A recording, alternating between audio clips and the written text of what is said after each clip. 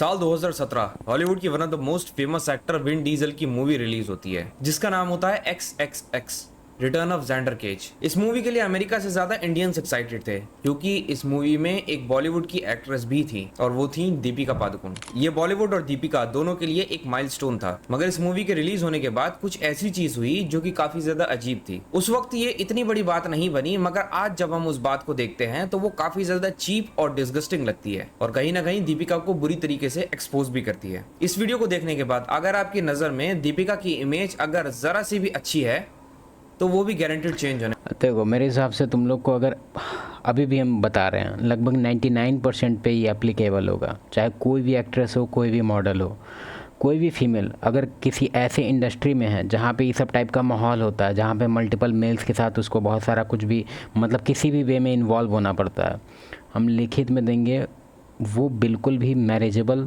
Material नहीं है। हम मानते हैं कि ये चीज़ हम जैसे ही बोलते हैं तो तुम लोग को अंदर से फील होता है कि भाई फीमेल को ऑब्जेक्टिफाई कर रहा है, ये तो उसका काम है, उसका तुम अपब्रिंगिंग देखो, उसका तुम कल्चर देखो। अरे यार देखो, हम क्यों ऐसा बोलते हैं उसके पीछे रीज़न समझो। तुम्हारा जो ये नाटक चल रहा है कि एक फ़ीमेल और एक मेल दोस्त हो सकते हैं या फिर कॉर्पोरेट इन्वायरमेंट में काम कर सकते हैं बिना किसी सेक्सुअल अट्रैक्शन के, तो ये तुम्हारा एक बहुत ही बड़ा मिथ है।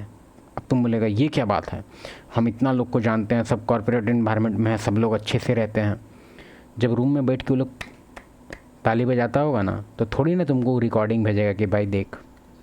नहीं, हम बताते हैं क्या रीज़न। हम खुद आईटी से हैं तो हम अपने कंपनी का क्या ही बताएं तुमको, लेकिन इतना हम बस तुमको बताना चाहेंगे कि कोई भी फीमेल किसी भी इंडस्ट्री में हो, बस कोई भी वर्किंग फीमेल, तुम उससे शादी वादी का सीन मत रखना भाई। हम मानते हैं कि थोड़ा सा एडवाइस तुमको पक्का गलत लग रहा होगा क्योंकि तुम इसको डिफरेंट वे में रिलेट कर रहा होगा। तुम कह रहा होगा कि नहीं नहीं मेरी सिस्टर काम कर रही है, यहीं यहीं यहीं करो तुमको जैसे रिलेट करना है, लेकिन हम तुमको हाईली रिकमेंड करते हैं कि तुम इस सब चीज़ में पचड़ा में मत पड़ना। फिर दूसरा चीज़, क्या रीज़न है इसके पीछे? बायोलॉजिकल रीज़न है बेसिकली। तुम्हारा जो 50 साल का जो ये भी इंडिया में देखा जाए तो 20 साल से ज़्यादा नहीं हुआ है। ओवरऑल पूरा ग्लोबली देखा जाए 1960 1970 से ऑलमोस्ट ये सब चीज़ें स्टार्ट हो गया था, तो ऑलमोस्ट 50 साल। ठीक है, एक तरफ तुम्हारा 50 साल और एक तुम्हारा 30 लाख साल का इवोल्यूशन। मेल और फीमेल में एक इंस्टिंक्ट डाला हुआ है कि किस लेवल पे कैसा अट्रैक्शन होना चाहिए, कैसा उसका एज है। अब जैसे कि एक चीज़ तुमको फैक्ट बताते हैं, 18 से 25 जो फीमेल का जो एज होता है उसमें उसका जो ब्यूटी होता है टॉप लेवल का होता है। मतलब ओवरऑल उस लाइफ में अगर वो सबसे ज़्यादा ब्यूटीफुल, सबसे ज़्यादा हेल्दी, मतलब एक लाइफ को जनरेट करने के लिए अगर वो होगी तो 18 से 25 का एज है। पता है?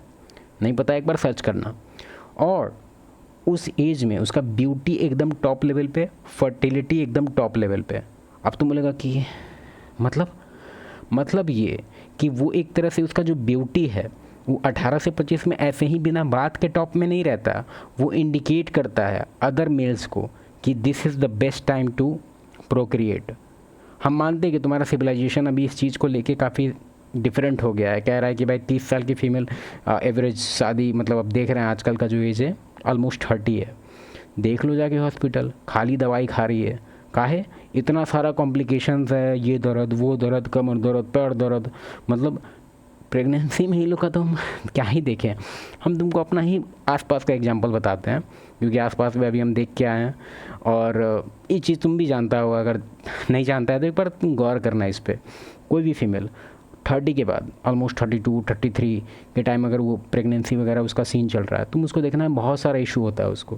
उसको बोन में पेन होता है, उसको वॉमिटिंग वगैरह का, मतलब इतना ज़्यादा इशू होता है उसके पास कि वो बेड पे ऐसे पैर ही रहती है। टहलने तकने में भी उसको बहुत दिक्कत होता है। कारण है उसके पीछे एज जो है उसका 18 से 25 निकल चुका है। हम मानते हैं कि उसके बाद तुम बोलेगा नहीं नहीं नहीं, ये तो नेचर में बायोलॉजी में 40 साल दिया है, ये है वो है। हाँ दिया है, लेकिन ये वही चीज़ है कि भाई 18-25 तुम्हारा गोल्डन एज था। अब उसके बाद वो डिक्लाइनिंग पे जाएगा। तो जैसे जैसे आगे बढ़ेगा, एक कहावत है, जैसे जैसे मुर्गा मोटानी वैसे वैसे पूंछ छुटकानी। हम ये सब चीज़ क्यों बता रहे हैं इसमें? ये डायलॉग तो रेलेवेंट भी नहीं है, मतलब ये ओवरऑल जो वीडियो है वो तो रेलेवेंट भी नहीं है, इससे है रेलेवेंट।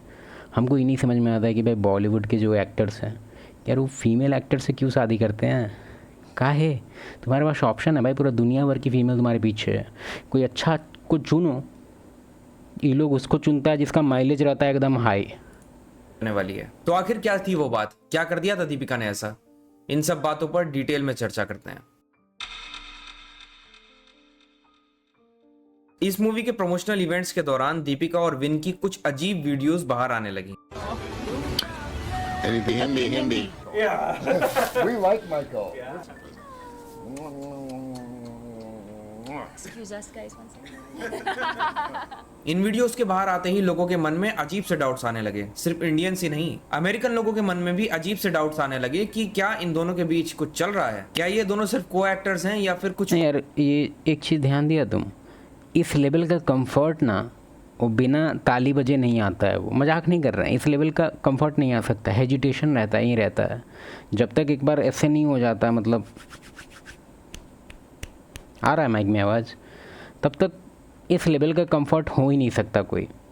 फैक्ट है ये बात। अगर कभी भी तुमको इस टाइप का बिहेवियर पब्लिकली दिख रहा है तो तुमको हाईली एकदम डाउट्स के बीच कुछ चल रहा है, क्या ये दोनों सिर्फ को एक्टर्स हैं या फिर कुछ और भी हैं जो इन दोनों के बीच पक रहा है। तभी दीपिका ने इस चिंगारी में घी डालने का काम द एलन शो में जाकर कर दिया। जब एलन ने दीपिका से पूछा कि क्या आप दोनों के बीच कुछ रोमांस चल रहा है, तो दीपिका ने उसका ये जवाब दिया। Does that mean there is? Because that's what the rumor is. Well, there's no smoke without fire, you know. And there is no smoke without fire. वाह, हमको बस ये जानना है, वीडियो हम इसलिए खोले हैं क्योंकि बस हमको ये जानना है कि उस टाइम रणवीर कहाँ था। यही जानने के लिए हम ये वीडियो खोले हैं। आखिर वो टाइमलाइन में कहाँ सेट कर रहा है, उस टाइम वो कहाँ था इस लाइन में। मतलब कुछ तो है, तभी रूमर्स उड़ रहे हैं। उसके बाद दीपिका ने ये कहा, so yeah, I mean, in my head, I think like yeah, like we're together and we have this amazing chemistry and we live together and we have these amazing babies. And but it's all Okay. Now you just became crazy. I don't know. It first was a crush and now you have babies. I don't know. Deepika ये कह रही हैं कि उनके सोच में दीपिका और win दोनों साथ साथ रहते हैं, बिल्कुल एक कपल की तरह। यही नहीं, दीपिका के हेड में वो विन के बच्चों की माँ भी है। एंड यू नो सबसे शॉकिंग पार्ट क्या था? दीपिका उसी वक्त एंगेज थी रणवीर सिंह से। ऑलराइट, बस हमको इतना ही तक जानना था। थोड़ा सा और वीडियो देख लेते हैं क्योंकि बस इतना, अभी ककड़ी का स्टोरी सुन के और क्या ही करेंगे। दीपिका और रणवीर तो 2015 से ही एंगेज थे। ऑलराइट, इनफ इन्फॉर्मेशन, तुमको वीडियो देखना है देख लेना, काम खत्म।